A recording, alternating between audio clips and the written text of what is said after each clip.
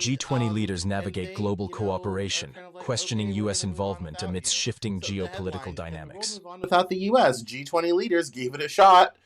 It says President Cyril Ramaphosa of South Africa could not contain his laughter.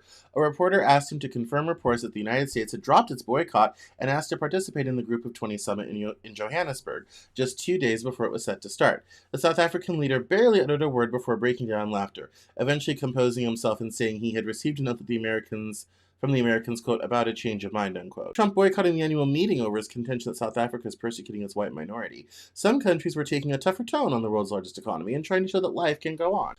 The G20 should send a clear message that the world can move on with or without with or without the U.S., Ronald Lamolia, South Africa's foreign minister, said at a forum hosted by Bloomberg before the summit. We will mark them absent and continue with the business.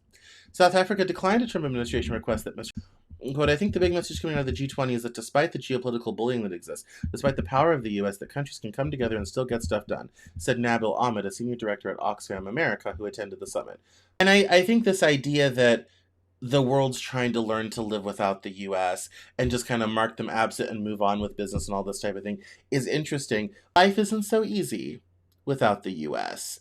And ultimately, this is a golden opportunity for China to fill in some of that international role that the US used to do. And whether people will take the US back or if the rules will have changed so much by that time that it may not be so easy and we may be viewed with an air of suspicion. The reminder being that these things have consequences. These decisions have consequences, and Trump is very used to kind of, jerking people around, and people in other countries don't necessarily have to always put up with that.